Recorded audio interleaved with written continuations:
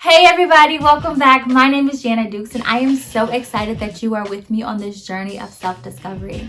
Last time we were together, we talked about Esther and how Esther's obedience placed her in a position to be used by God.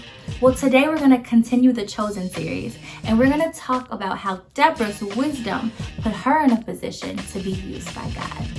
Well, first let's just talk about what is the definition of wisdom. Well, wisdom is the application of knowledge. What that just means is once you know something, what do you do with it, right? How do you apply it? So in Deborah's time, Israel would turn away from God and God would bring judgment to them. And so that's what happened. Israel turned away from God and God brought judgment to them, and they were overturned by a Canaanite king named King Jabin. And King Jabin had a commander named Sisera. And Sisera was ruthless and he oppressed Israel for 20 years. Can you imagine that, being oppressed for 20 years? That's what happened to Israel. And so they cried out to God and repented and turned back to God. And so God had compassion for them. And God told Deborah that he was going to save his people. And so she went to Barak and she let Barak know what God told her. She said, Barak, call out 10,000 warriors and the Lord will give you victory over Jabin's army. But Barak was nervous. He didn't want to do it on his own. I'm sure because he had been oppressed for so long, he was probably scared and just didn't want to be defeated and he didn't know what to do. So he asked Deborah to come with him. And so Deborah agreed to go with him, but she said this one thing. She said, very well, I will go with you, but you will receive no honor in this venture. For the Lord's victory over Sisera will be in the hands of a woman.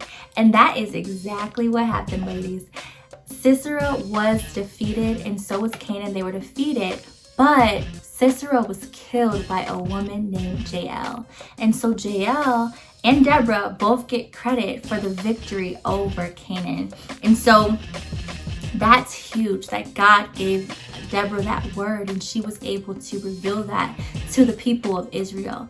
And so for us, how can this apply to our lives? Well, we can ask God for wisdom, right? When Deborah wanted wisdom on how to help her people, God revealed to her who to go to and what to say to them. Well, we can ask God for wisdom as well.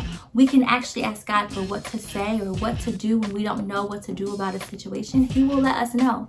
A great scripture to read is Proverbs 3:6. It says, in all your ways know and acknowledge and recognize him, and he will make your path straight and smooth, removing obstacles that block your way. I just encourage you to make that your prayer.